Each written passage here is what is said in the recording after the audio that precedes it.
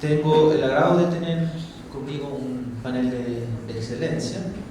La ponencia principal va a ser dictada por el profesor Eduardo Restrepo, que es profesor asociado en el Departamento de Estudios Culturales en la Universidad Javeriana, en Bogotá, Colombia. Es doctor en antropología en la Universidad de Chapel Hill, en Carolina del Norte, en Estados Unidos. Eduardo tiene una amplia trayectoria de publicación caracterizada por el cruce entre estudios culturales y antropología. Su área de investigación se concentra en las articulaciones étnicas y raciales, política de la representación, sobre todo enfocada en la costa del Pacífico colombiana con el movimiento afrodescendiente. La ponencia de Eduardo será comentada y enriquecida por el profesor Salvador Miñanero, a mi izquierda, que es abogado y doctor en sociología en la Universidad de Bielefeld, Alemania. Es profesor asistente de la Facultad de Derecho de la Universidad de Chile y su experticia son, y área de interés, el derecho, la tecnología, ciberpolítica y poco lo que tiene que ver con derechos digitales y de autor. A mi derecha tengo el agrado de tener aquí el profesor Sergio González, que es sociólogo y doctor en educación en la Universidad Academia de Humanismo Cristiano y doctor en estudios americanos en la Universidad de Santiago. Actualmente se desempeña como el director del Instituto de Estudios Internacionales de la Universidad Arturo Prat en Iquique, y sus intereses son la historia regional, la educación, interculturalidad y relaciones internacionales, sobre todo el caso de Chile y Bolivia. Muchas gracias por la palabra a Eduardo.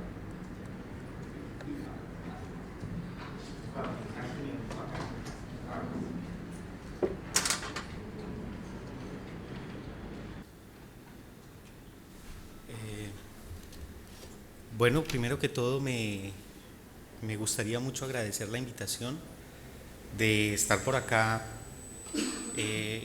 nuevamente en Santiago.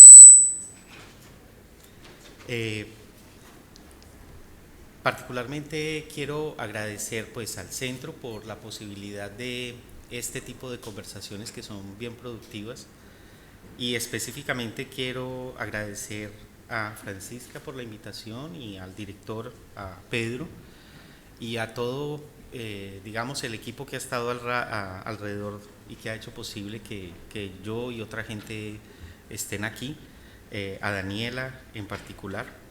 También quiero agradecer a los comentaristas de antemano, independientemente de sus posiciones críticas con mi texto, porque ellos conocieron una versión muy telegráfica, por decirlo de alguna manera, de lo que voy a decir.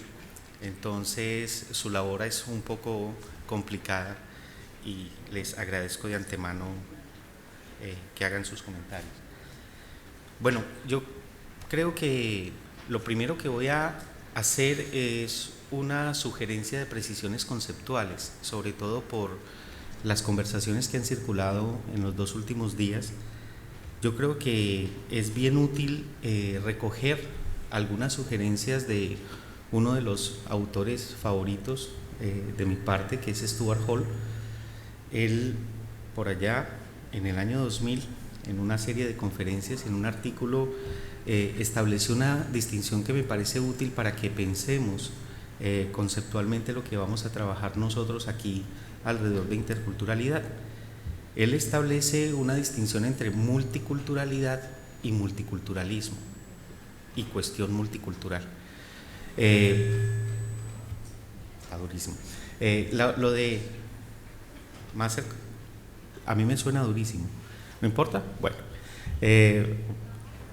Stuart Hall dice que es importante establecer la distinción entre multiculturalidad, entendido como un hecho social e histórico concreto que hace referencia a la heterogeneidad cultural de unas sociedades históricas específicas. Entonces, para Stuart Hall, multiculturalidad tiene que ver con un hecho histórico concreto de la heterogeneidad cultural en contextos como el británico, o en contextos como el estadounidense, o en contextos como el canadiense. Entonces, la noción de multiculturalidad para Hall tiene que ver con esa dimensión de hecho social e histórico. El multiculturalismo, por su parte, sería el conjunto de estrategias y políticas que estarían alrededor de la posición frente a esa heterogeneidad cultural. Entonces, el multiculturalismo sería la dimensión política de la multiculturalidad en ciertos momentos históricos. Para Stuart Hall existen múltiples sociedades multiculturales, o sea, no hay una sola sociedad o formación social multicultural. La forma como Canadá es multicultural es distinto de cómo lo es Gran Bretaña o como lo puede ser Estados Unidos. O sea, el hecho social e histórico de la heterogeneidad cultural es diferente en distintas formaciones sociales. Y así también, para Stuart Hall, existen diferentes multiculturalismos. Entonces, él establece una serie de diferencias entre, digamos, un multiculturalismo liberal que busca el reconocimiento de la diferencia dentro de ciertos preceptos político-ideológicos del liberalismo, que ubica, digamos, la diferencia en un escenario de lo privado y en ciertos reconocimientos públicos, pero que no vayan en contra de ciertos marcos del Estado liberal. Stuart Hall también reconoce la existencia de un multiculturalismo conservador, y aquí está pensando en el thatcherismo y en las prácticas de inclusión o de incorporación a un conglomerado mayor de sectores culturalmente diferenciados. También habla de un multiculturalismo comunitarista, habla de un multiculturalismo plural, entendiendo el multiculturalismo plural como el modelo estadounidense de mantener los sectores sociales en su diferencia y aparte, y habla también de un multiculturalismo crítico. Entonces, me parece interesante en esa distinción de Stuart Hall, primero, multiculturalidad como hecho social histórico en su heterogeneidad, en su multiplicidad, multiculturalismos como diferentes posiciones político-ideológicas para enfrentar esa multiculturalidad. La noción de cuestión multicultural para Stuart Hall tiene que ver con que esa pregunta por la diferencia cultural, por la heterogeneidad cultural, es histórica, surge en un momento determinado y tiene que ver con una serie de cuestionamientos, de preguntas, de problematizaciones que se hacen en unos momentos, unas sociedades. Entonces, la noción de cuestión multicultural tiene que ver con cuando la multiculturalidad aparece como un problema para el pensamiento y para la práctica, un poquito en la misma dirección del concepto de Foucault de problematización. Es una problematización. Entonces, es interesante no confundir estos tres planos: el plano de el hecho social e histórico, el plano de las posiciones y estrategias políticas, y el plano de cuando emerge como reflexivamente un problema para el pensamiento y para la práctica, para la política de una sociedad concreta. Yo creo que uno puede hacer un paralelo con interculturalidad. Entonces, uno pudiera hablar de interculturalidad, interculturalismo y cuestión intercultural. Interculturalidad como el hecho social e histórico, el interculturalismo como aquellas políticas y estrategias. Y la noción de política aquí la sentimos, pues la estoy pensando de una manera amplia, como las políticas y estrategias en torno a esa heterogeneidad.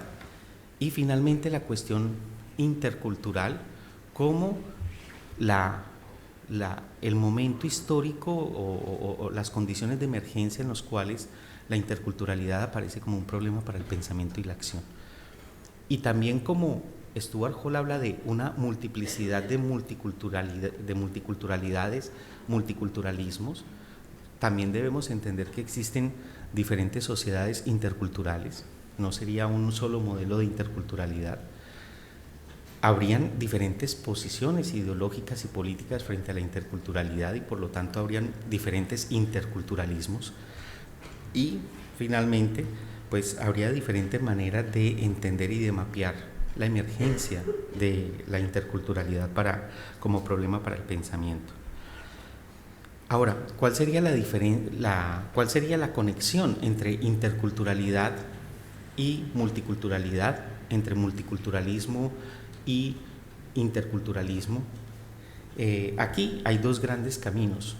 Uno, que es el que ha ensayado mucha gente en América Latina y que yo voy a problematizar después, al final, y es hacer un ejercicio definicional. Entonces se dice, bueno, el multiculturalismo tiene que ver con el neoliberalismo y tiene que ver con las élites y tiene que ver con ciertas maneras de esencializar y reificar la diferencia. En cambio, la interculturalidad, y esta gente casi nunca habla de interculturalismo, sino la interculturalidad es un proyecto de los sectores subalternizados, específicamente indígenas, que pretenden problematizar como un proyecto político el horizonte histórico de las sociedades latinoamericanas.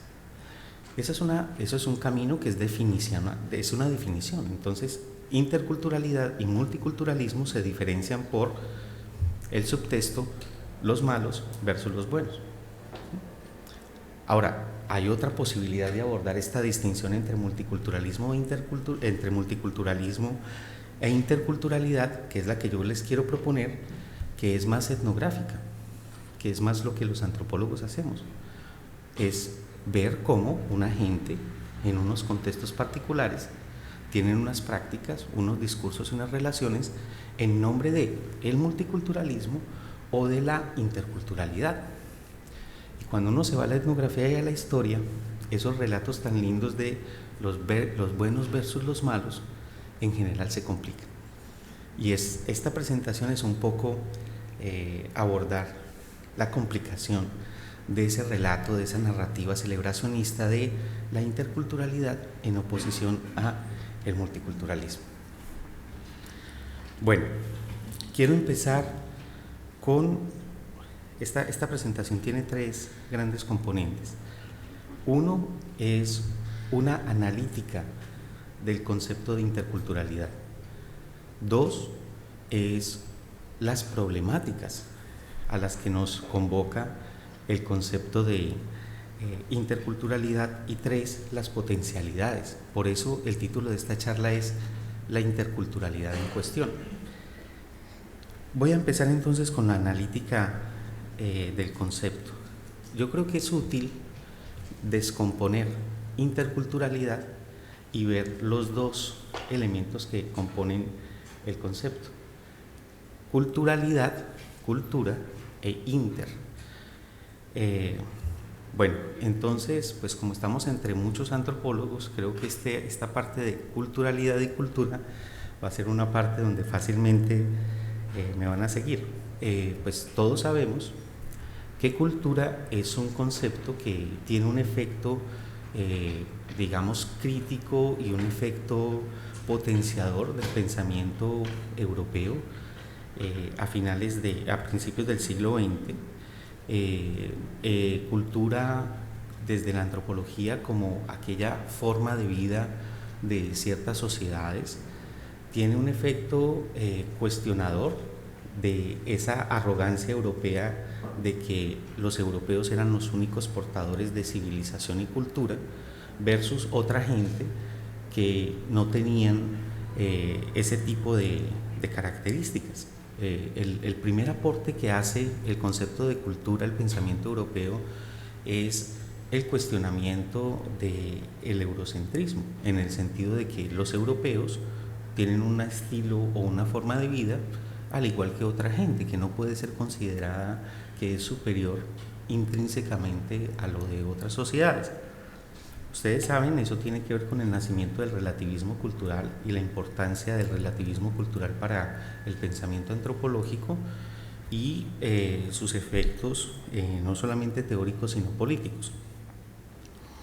Digamos, el otro gran avance del concepto de cultura antropológicamente pensado a principios del siglo XX es el cuestionamiento de esa distinción de alta cultura, de que una gente que porque sabe mucho de arte o porque sabe mucho de música son cultos, versus otra gente, unas hordas de personas que no tienen esos conocimientos o esos códigos y que por lo tanto son sujetos sin cultura. Pues el concepto antropológico de cultura no solamente dice todos los seres humanos en otras sociedades poseen culturas y esas no son menos o más que la europea, sino que también dice los otros seres humanos, incluso los europeos, tienen formas de vida, concepciones que no pueden ser considerados aculturales. Entonces digamos que el gran aporte del concepto de cultura a la antropología, de la antropología al pensamiento europeo, pues tiene esos efectos, una problematización del eurocentrismo y del sociocentrismo con respecto a ciertas concepciones que circulaban en la época. Bueno, ahora ustedes saben que la historia de ese concepto no paró ahí. Digamos, en la primera década del siglo XX, el concepto fue muy útil analíticamente para la antropología, para el pensamiento antropológico, pero desde muy temprano se empezaron a hacer unos cuestionamientos del concepto de cultura.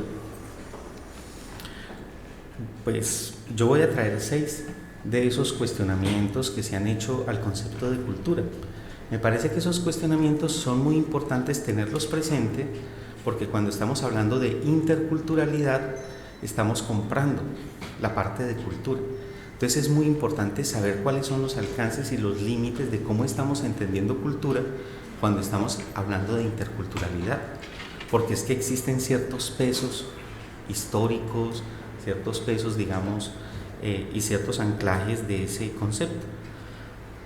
El primer cuestionamiento que se ha hecho desde la antropología al concepto de cultura es que en general el concepto de cultura ha tenido un efecto homogenizante.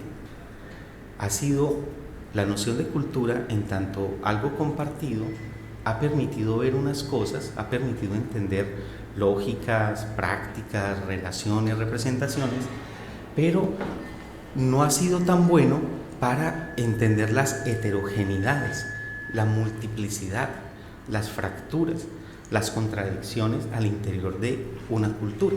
Entonces la noción de cultura ha permitido describir ciertas cosas y no ha sido tan útil para describir o comprender las heterogeneidades que constituyen a una cultura. Entonces, el primer cuestionamiento que se ha hecho es que hay un efecto homogenizador, una especie de comunalización en ciertas concepciones que podríamos llamar concepciones clásicas de la cultura y que pues para algunos antropólogos y otros teóricos sociales es importante pues ver esas limitaciones. El segundo cuestionamiento tiene que ver con el asunto del poder,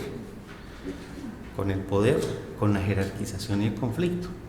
Para algunos antropólogos, el concepto tradicional o convencional de cultura es muy útil para entender creencias, rasgos compartidos, determinadas lógicas, pero no permite entender con tanta sutileza las relaciones de poder o las jerarquizaciones o los conflictos al interior de esa entidad que se describe o define como cultura. Entonces, esa es otra de las grandes críticas en la segunda mitad del siglo XX al concepto convencional de cultura. Es un concepto que no nos permite ver con tanta claridad las relaciones inmanentes de poder al interior de una cultura. La tercera tipo de cuestionamientos que han estado asociados con esta discusión de la cultura tiene que ver con que algunos antropólogos han señalado que el concepto clásico o convencional de cultura tiene un efecto otrerizante y exotizador. El asunto es que cuando, por ejemplo, se describe a una sociedad desde este concepto convencional de cultura, donde se hace énfasis es en la diferencia, se hace énfasis en su diferencia con respecto a, y al hacer ese énfasis en la diferencia se ha caído en ciertas prácticas de otrerización, lo que algunos antropólogos han llamado museificación o monumentalización de la diferencia. Entonces ha sido un instrumento, dicen, clave para problematizar el eurocentrismo, pero en ese gesto de relativismo cultural lo que se describe son las cosas, o donde se hacen los énfasis son las cosas por las que nos diferenciamos, y por lo tanto el efecto ha sido un efecto de ver a los otros más otros de lo que realmente son. Y eso pues hay toda una discusión de las políticas de la representación y todo lo que eso significa. Ese es el tercer cuestionamiento, conjunto de cuestionamientos que he señalado con respecto al concepto de cultura. El cuarto es que cultura empieza a operar o se produce en Boas y en otra gente como un anticoncepto de raza. Cultura es producido para problematizar la raza y el racismo.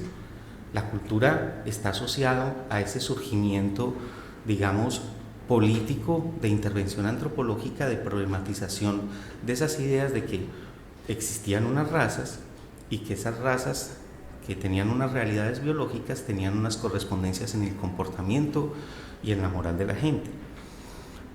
Entonces, lo que alguna gente cuestiona del concepto de cultura en la segunda mitad del siglo XX es que ese concepto que sirvió para cuestionar el racismo cada vez más opera como un eufemismo de raza. Cada vez más la raza se mete debajo de la carpeta de la cultura. Cada vez más la raza opera como un término que esencializa la diferencia. Entonces, un concepto que empezó a ser pensado como cuestionador del esencialismo de la diferencia biologizante termina operando en una lógica muy parecida a la de la raza, y por eso se habla de racismo cultural. Entonces, pues eso es muy claro, o sea, cómo el lenguaje de la cultura puede ser una lógica que recubre pensamiento racial.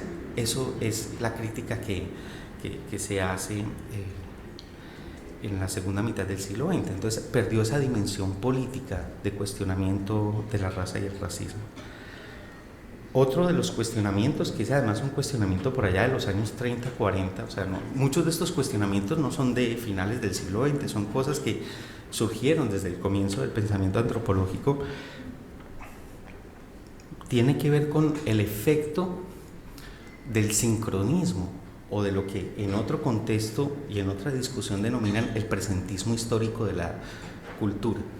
O sea, cuando se hace énfasis en describir a unas sociedades desde el concepto de cultura, se ha hecho énfasis en cómo están ahora y aquí, y a veces ese ahora y aquí se eternaliza, se plantea como un presente histórico. Entonces, ese presentismo o ese énfasis en lo sincrónico y no entender lo diacrónico, lo histórico, las transformaciones, lo incompleto, lo no cerrado de la cultura, es otro conjunto de críticas que se han hecho al concepto convencional o clásico de la cultura. Y mucha gente, no solamente desde la historia, sino dentro de la antropología, pues hace esa serie de críticas desde los años 40, o sea, por ahí ustedes se acuerdan que planteamientos como que la antropología es historia o no es nada, pertenecen precisamente a esta discusión entre el sincronismo y el diacronismo en la explicación histórica, pero en los años 80 hay todas unas discusiones asociadas a las políticas de la representación etnográfica y a todo lo que significa el presentismo histórico en términos epistemológicos. Ese es el quinto cuestionamiento que he mencionado. El sexto, y pudiera hablar de otros 10 por lo menos, o sea, aquí escogí algunos para que vean que el concepto de cultura no es tan seguro, sobre todo cuando nos planteamos en esa noción de cultura como esos rasgos o ese modo de vida compartido por una sociedad y un pueblo en un lugar y con unas características específicas. El sexto es que la cultura, de ser una categoría analítica, ha pasado a ser una entidad ontológica. O sea, siguiendo al Bourdieu, hay una confusión entre las cosas de la lógica y la lógica de las cosas. Entre una distinción analítica se ha convertido en una distinción ontológica. Eso, en otras palabras, es que los antropólogos y otros europeos, y subrayo, los europeos fueron los que se inventaron este concepto, se inventan un concepto para describir el mundo, para dar cuenta de unas cosas en el mundo, y ese concepto adquiere boquita, ojitos, piecitos, manitos, y empieza a caminar en el mundo, o sea, se antropologiza, pero además se considera que es una cosa en el mundo. O sea, de una categoría analítica, de unas gafas para ver las cosas, se ha pasado a pensar que la cultura es una cosa allá en el mundo. Eso se llama reificación, eso se llama cosificación, eso se llama fetichismo epistémico. Entonces, esa es otra serie de cuestionamientos, o sea, otro cuestionamiento de las confusiones de una categoría analítica con una entidad ontológica. Frente a estos cuestionamientos y otros, uno puede ver tres grandes posiciones o tres grandes reacciones. El primer conjunto de reacciones la podríamos llamar la de los oídos sordos. El primer conjunto de reacciones es oídos sordos. Entonces, estos personajes están cuestionando eso y no les prestemos atención. Pero además, vamos a decir y a acusar a estos personajes que están haciendo esas críticas.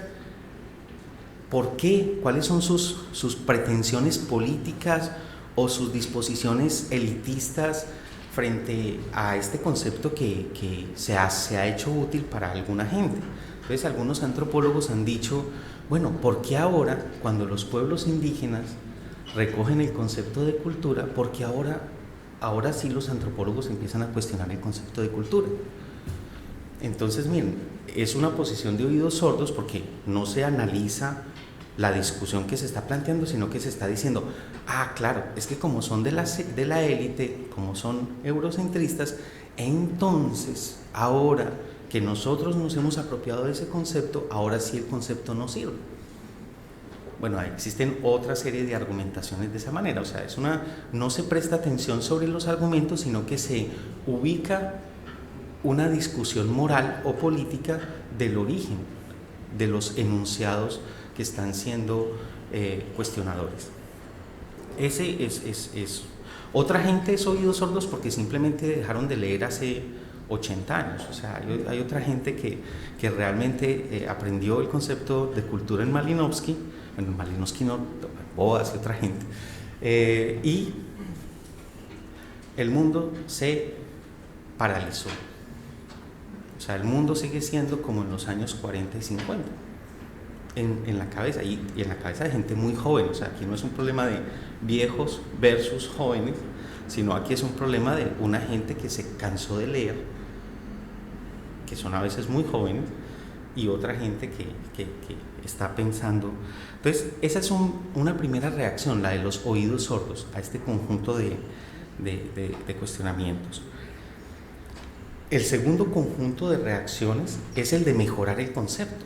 Sí, o sea, cultura, pues claro, tenemos que ver el asunto de la historización, del poder, la complejidad de la representación, todo el asunto de lo que... Todas estas críticas son legítimas, pero entonces, ¿cómo hacemos del concepto mejor para que el concepto se siga manteniendo? Y ahí hay dos grandes estrategias. Uno es, dejemos de usar la palabra y complejicemos el concepto. Y es el asunto, por ejemplo, del planteamiento de Appadurai de que no hablemos de cultura, del sustantivo, sino de cultural. Y entonces trabajemos más desde el adjetivo que implica una dimensión en el mundo y que se evita, por ejemplo, ese riesgo de creer que es una cosa allá en el mundo, por ejemplo. Entonces, hay una serie de antropólogos que dicen, hagamos mejoramientos del concepto y evitemos la palabra. Hay otros que dicen, no hay que evitar la palabra, complejicemos el concepto que está asociado a esa palabra. Y por ejemplo, el trabajo de Alejandro Grimson, de proponer la idea de configuración cultural tiene que ver con esa estrategia. Complejicemos el concepto. Las críticas son acertadas. El punto no es entonces eliminar el concepto, sino complejicemos el concepto. Esos son, digamos, el segundo tipo de reacciones, mejorar el concepto. Y ahí hay mucha gente, o sea, y esto está por lo menos desde los años 60 en el pensamiento antropológico y en la teoría social en general. Entre otras cosas, pues el concepto de cultura y cultura no solamente tiene que ver con antropología, o sea, hay por ejemplo un gran campo que se llama estudios culturales, pero además hay una serie de experticios y discursos expertos que están asociados a la cultura. La tercera forma de reaccionar frente a estas críticas es la de abandonemos el concepto y el término. Entonces, pues ahí mucha gente argumenta de que la cultura de algo que sirvió para pensar, ahora cada vez más es un impasse para el pensamiento. Entonces hay que tirar al tarro de la basura el concepto de cultura.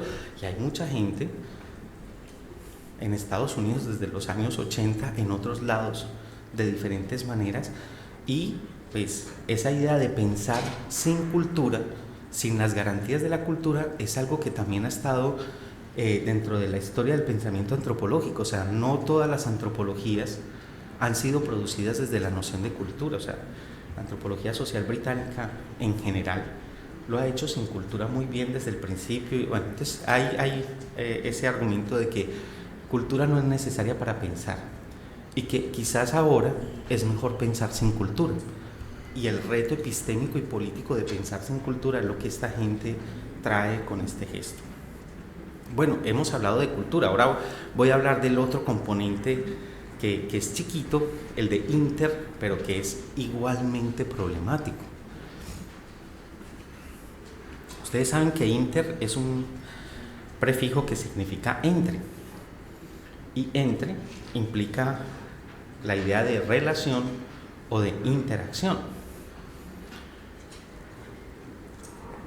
Ahora, en la teoría social existen muchas maneras de entender, teoría social y política además. En la teoría social y política existen muchas maneras de entender la relación o la interacción. Yo voy a hablar aquí de 5 formas. Hay muchas otras, escogí 5 que me gustan. Una, para poner en evidencia el liberalismo puñetero, que es el discurso ONGero, que es el que circula fuertemente en ciertos escenarios. Y los otros 4, porque me parecen muy interesantes todas las implicaciones que tiene de pensar desde estos otros 4 modelos el problema de la relación o de la interacción. La parte del de interculturalidad. Lo que hice ahorita fue desempacar la parte de culturalidad, de interculturalidad. Ahora voy a desempacar la parte de interculturalidad. El primer modelo, que es el de la diversidad, ese es el discurso, la diversidad, es un modelo del encuentro. Y es un modelo pues, que plantea que en las sociedades donde hay heterogeneidad cultural, pues la gente entra en diálogo de saberes. Ustedes han escuchado ese concepto, diálogo de saberes, y entran de manera, digamos, como individualidades o colectividades en unas interacciones. Y si hay conflicto, es un asunto que no es inmanente a esas relaciones y que lo que hay que hacer en esas relaciones es trascender el conflicto. Ahí hay modelos muy burdos del liberalismo, de la teoría liberal, pero también hay modelos más elaborados como el habermasiano, el de la interacción comunicativa. Y todo esto se mueve dentro del plano del argumento, la razón, el significado. La comunicación es posible. Solo falta que nos sentemos con buena voluntad a hablar entre todos. Es el modelo de la armonía. El conflicto no hace parte de la estructuración social. Sí, a mí me da la sospecha de que es lo que circula más fuertemente, no solamente entre burócratas de Estado, sino también entre ciertos sectores organizativos cuando se habla o se piensa en interculturalidad. Entonces sería el modelo del encuentro, primer modelo. Segundo modelo, que estos ya me empiezan a gustar más, el primero no me gusta tanto. Volosinov y Bakhtin, lo dialógico. Es un modelo de la teoría social, además viejito, o sea, esto no apareció ayer, esto es de los años 30, 40. Ellos se plantean que la comunicación no es como se ha entendido siempre, sino que la comunicación y el lenguaje no solamente implica posiciones estructurales diferenciadas y relaciones de poder asociados con esta diferenciación, que tiene que ver con un concepto que ahora a mucha gente se le olvidó y que sobre esto voy a ir en las conclusiones, el de clase social. Entonces, esas diferenciaciones implica que el lenguaje hay que entenderlo no como un sentido compartido, sino como el asunto de la multiacentualidad. La comunicación y el significado no es uno, siempre hay muchos, son multiacentuales. Pero más interesante aún, el significado no pertenece a una persona, sino que el significado siempre está en la relación con el otro, que yo no puedo controlar ni definir. Lo que significa ser chileno no le pertenece solo a los chilenos, le pertenece también a otra gente que no son chilenos y que uno quisiera amarrar de ciertas formas, pero que no necesariamente tiene que ver por ahí. Entonces, eso de el otro en el lugar de el diálogo, y el diálogo como una práctica multiacentual, y todo lo que implica las relaciones de heterogeneidad estructural, es una cosa que te lleva a entender la noción de relación e interacción de manera distinta a la de la armonía, la confluencia de la conversación, etcétera, etcétera. El tercer modelo, o sea, voy a pasar muy rápido acá porque veo que se me está agotando el tiempo. El tercer modelo es el modelo de la hegemonía y articulación, o hegemonía. Es otro lenguaje que ya no usamos mucho, ¿no? Que está pasado de moda. Pues hegemonía y articulación, como lo entiende Ernesto Laclau y otra vez Stuart Hall.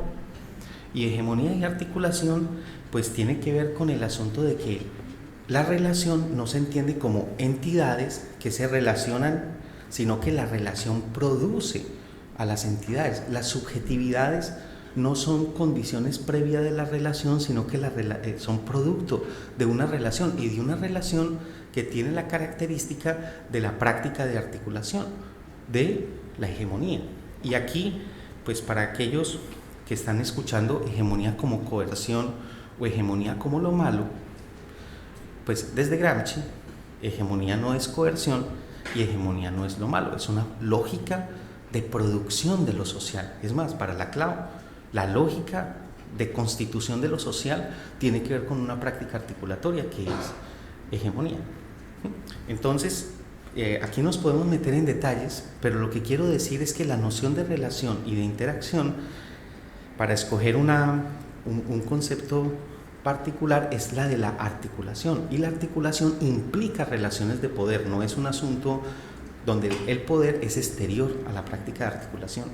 Y aquí el concepto que uno puede recoger, muy interesante, de Hall, que recoge de Derrida, es el concepto de difference, del asunto de que la diferencia está producida por la relación, pero no está fijada, sino que se disemina, se mueve, se modifica. Y de ahí, digamos, como el enfoque postestructuralista de esta idea de hegemonía y articulación. Para que no me acusen de eurocentrista, teorías posmodernas, etcétera, etcétera, pues voy a traer una cuarta que me encanta además, que es la de Aníbal Quijano. Y como es peruano, entonces pues ahí me van a, sí, ojalá fuera indígena, sería más moralmente superior, ¿no? Entonces Aníbal Quijano tiene un modelo que me parece maravilloso y un concepto que es el de heterogeneidad histórico-estructural. O sea, hay un artículo que es muy famoso de Aníbal Quijano que se llama Colonialidad del poder y clasificación social. En ese artículo un grupo de gente ha hecho énfasis en el concepto de colonialidad del poder. A mí ese concepto me parece maravilloso, pero a esa gente no le ha hecho tanto énfasis al concepto de heterogeneidad histórico-estructural, que está ahí en ese mismo artículo. Y ese concepto de heterogeneidad histórico-estructural se plantea que la existencia social en los 5 ámbitos que describe Quijano, que es el de el trabajo, la naturaleza, el sexo, la sexualidad y la autoridad, en esos 5 ámbitos de la existencia social, que además no está hablando ni de ideología, economía, cultura, o sea, miren que está usando otra manera de ver, otras gafas para ver el mundo, y no está usando cultura, por ejemplo. Entonces, en esos 5 ámbitos de la existencia social identificados por Quijano, él piensa que cada uno de esos ámbitos se mantienen prácticas y relaciones que vienen de diferentes momentos históricos, surgieron en diferentes momentos históricos. Entonces, en el trabajo vemos relaciones capitalistas y relaciones antes del capitalismo, que están y existen hoy. Ahora, lo que dice Quijano es que esa heterogeneidad que proviene de horizontes históricos distintos se comporta como una estructura. No es ontológicamente una totalidad social, sino que se comporta como estructura, precisamente porque existen unas lógicas de dominación.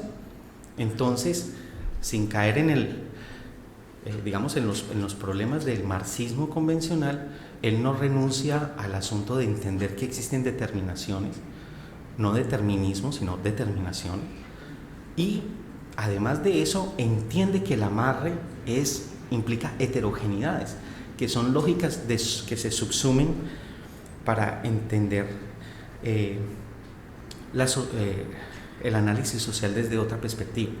Pues los que somos más viejitos reconocemos que esto es el resultado de una discusión en América Latina de los años 60, 60, 70, de si era feudalismo o capitalismo lo que caracterizaba estas sociedades y todas las implicaciones políticas que se derivan del asunto. La discusión de Laclau, Gonderfran y toda la discusión que se dio con el pensamiento, digamos, de la teoría de la dependencia y todo eso está aquí, o sea, está condensado en este modelo de análisis social de Quijano de heterogeneidad histórico-estructural. Voy a hablar del último modelo para pasar a las otras 2 partes de la presentación, no sé cómo estoy de tiempo. El último modelo a mí me encanta también y es el de la teoría queer. Miren, en los últimos 20, 30 años se ha ido elaborando un modelo teórico que es en muchos sentidos una crítica a ciertas articulaciones del feminismo y a ciertas articulaciones de la teoría gay y lésbica. Y esto se llama teoría queer en el sentido de que este conjunto de planteamientos teórico-políticos están argumentando de que la lógica de poder estructurante de lo social pasa por dispositivos de normalización y de ubicar lo normal y ubicar la desviación y la acepción de esa desviación. Lo que ellos argumentan con base, digamos, en la sexualidad es que existe una sexualidad heteronormativa que estructura lo que se considera como normal, natural, y lo otro se patologiza o se criminaliza y se manda al ámbito de la biología o de la moral, ¿no?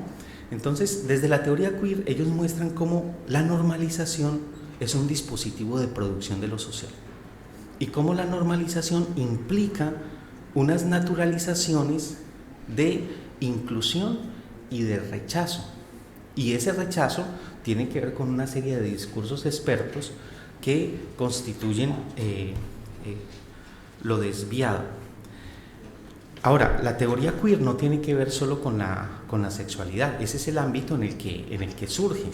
La teoría queer tiene que ver no solamente con experiencias de sexualidades no heteronormativas, sino con entender la lógica de lo social como instaurada por todos estos dispositivos de normalización en diferentes esferas que tienen que ver con las experiencias sociales. Bueno, todo lo que he dicho aquí, más rápida o más detalladamente, pues miren, la noción de inter puede ser entendida como diversidad en el modelo de la confluencia, la armonía, todas esas cosas. Puede ser entendida como otredad desde el modelo dialógico. Puede ser entendido como diferencia en el modelo de la hegemonía y la articulación. Puede ser entendido como heterogeneidad en el modelo de la heterogeneidad histórico-estructural. O puede ser entendido como desviación o disenso desde el modelo de la teoría queer. Y aquí hablé de unos modelos de la teoría social. Entonces, el asunto de inter tampoco es tan fácil.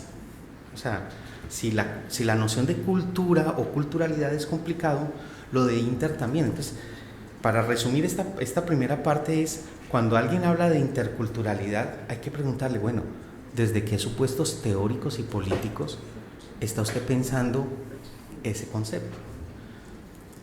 Y no es suficiente que quien hable de interculturalidad sea alguien bueno. O sea, si es alguien bueno, pues muy bien, maravilloso, pero el hecho de la condición o la marcación de su alternidad no te garantiza que no estés reproduciendo ciertas lógicas del poder. Es más, Frantz Fanon nos ha mostrado hace mucho rato también de que el colonialismo produce sujetos,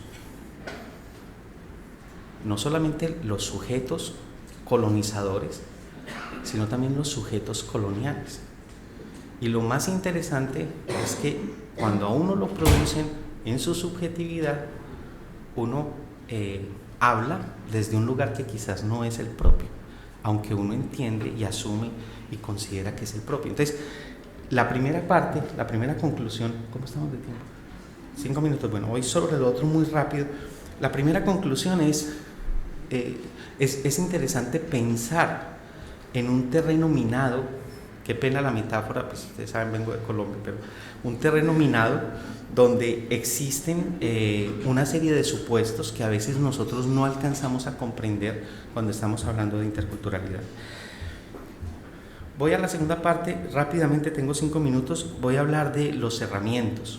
Estos son súper importantes. Bueno, hay una antropóloga argentina que ustedes conocen, Claudia Briones, que ha sugerido el concepto de metacultura para decirnos una cosa que se nos ha olvidado muchas veces, que la cultura es una producción cultural, que la cultura es una categoría histórico-cultural, pero además que es una categoría que está producida en campos de disputa políticas, por el significado y por las prácticas. O sea, no es inocente el concepto, no apareció porque sí y no está porque sí, sino que está inmersa en campos de lucha concreta. Bueno, yo quería mencionar 3 campos de lucha, 3 herramientas.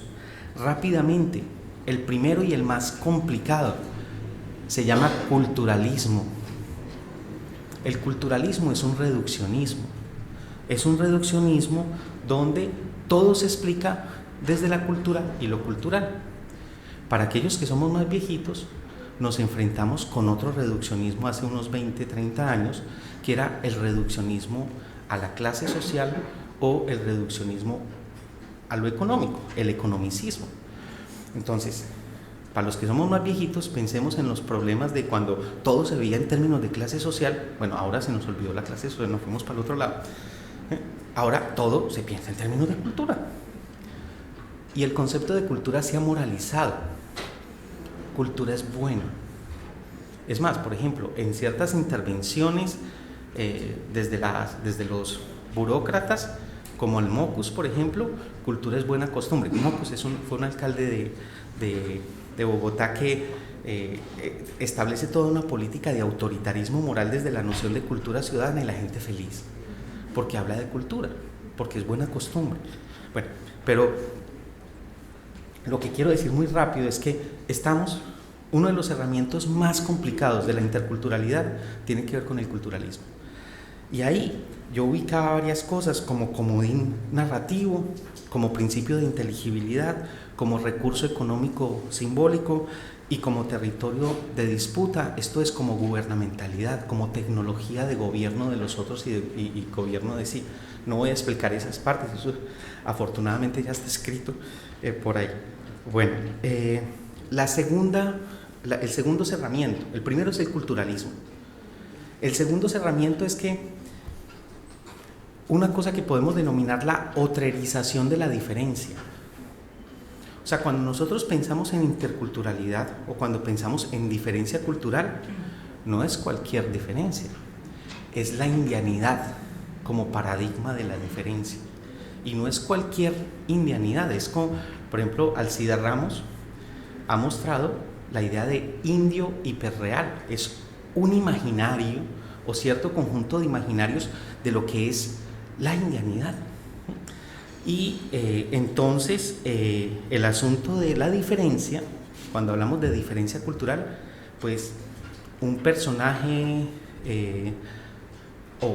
hay ciertos registros donde se entiende como diferencia y otras cosas no aparecen como diferencia. Es ese contraste de la diferencia como alteridad radical.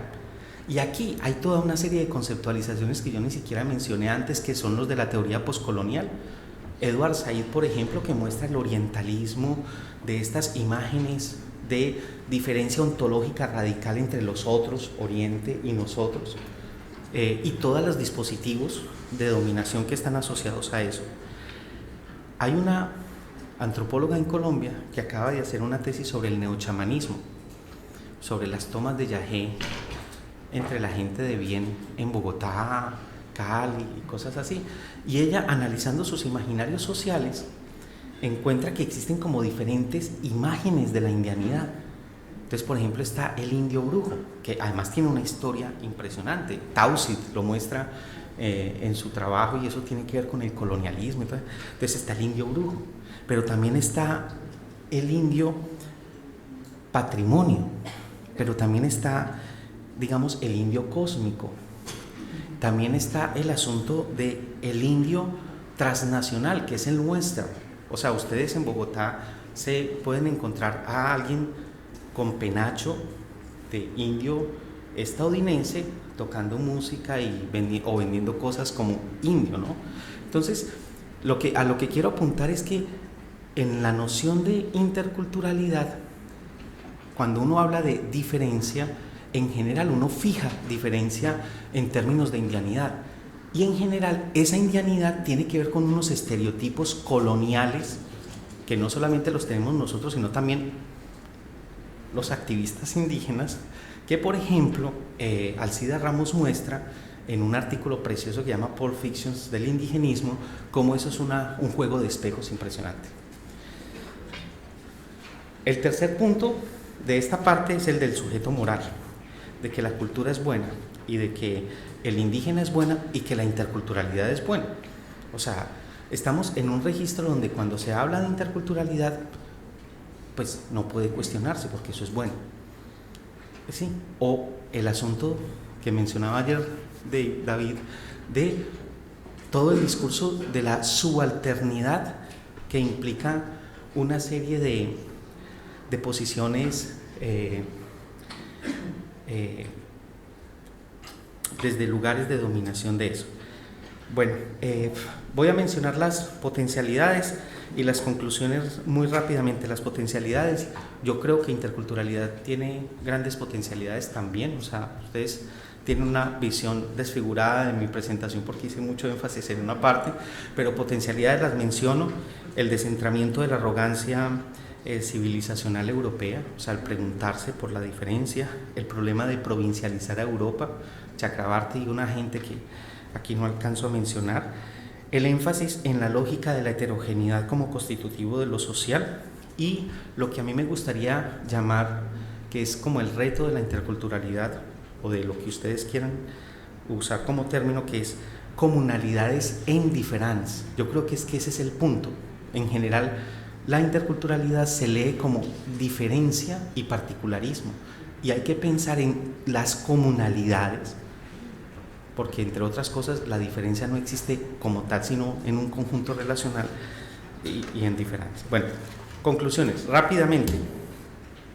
Primero, no es desechar el término de interculturalidad, sino trabajarlo bajo tachadura, y esto tiene que ver con Stuart Hall y todo el asunto de la identidad bajo tachadura y esas cosas. Segundo, a la interculturalidad no hay que juzgarla por las buenas intenciones, sino por lo que no hay que idealizar la interculturalidad ni tampoco demonizarla. Hay que ver qué se ha hecho en concreto, en contextos específicos, a nombre de la interculturalidad, y hacer genealogías de la interculturalidad. Por ejemplo, en mi universidad acaban de entregar una tesis de una genealogía de la interculturalidad que muestra que eso viene de los gringos. Y eso no tiene, o sea, hay toda una otra historicidad que no es la historicidad heroica de las comunidades y las organizaciones golpeando al eurocentrismo. Entonces, lo que hay que hacer es una genealogía y una etnografía concretas, desidealizar el concepto, ser antropólogos. ¿Qué hacemos los antropólogos? Vamos a ver lo que pasa y entendemos lo que se dice como un elemento de la realidad. Malinowski: el mundo no es lo que la gente dice que es el mundo, pero ese mundo está constituido por lo que la gente dice. Una cosa son las representaciones, otra las prácticas y otra son el deber ser. Yo creo que hay que problematizar la narrativa simplista de que la multiculturalidad es mala, o que el multiculturalismo es malo y es de las élites, y la interculturalidad sí es de las organizaciones y es buena. Yo creo que ese es un discurso con profundos y perversos efectos políticos, además de que empírica y teóricamente no es sustentable. Y lo que termino con esto, yo creo que tomarse en serio hoy la cultura pasa por